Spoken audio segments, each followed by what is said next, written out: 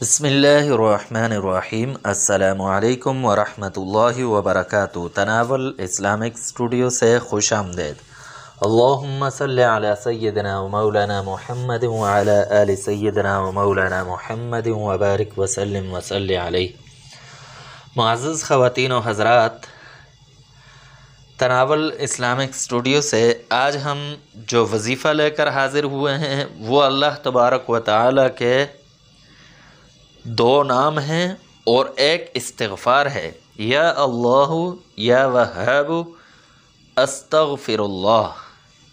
یہ وظیفہ ہے، اس کو کیسے کرنا ہے اس کی طرف آنے سے پہلے ہم اس کی فضیلت پر بات کرتے ہیں۔ تو اس کی فضیلت یہ ہے، اس وظیفے کے فضائل 5 بڑی فضیلتیں ہیں، 5 بڑے فائدے ہیں جو کہ قرآن پاک میں بھی اللہ تبارک و تعالی نے بتائے ہیں۔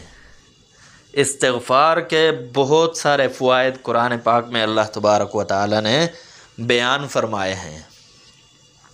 تو ان میں سے ایک فائدہ یہ ہے، سب سے اہم فائدہ یہ ہے کہ رزق کے اندر وسعت پیدا ہوگی۔ دوسرا فائدہ یہ ہے کہ کاروبار وسیع ہو جائے گا، کاروبار میں برکت پیدا ہو جائے گی۔ تیسرا فائدہ یہ ہے کہ اولاد کے اندر برکت ہوگی۔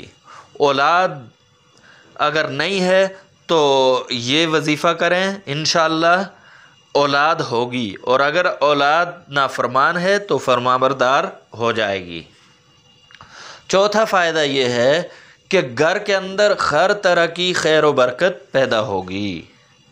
اور پانچواں فائدہ یہ ہے کہ آپ کے گھر کے اندر کوئی بیماری ہے تو وہ بیماری ختم ہو جائے گی۔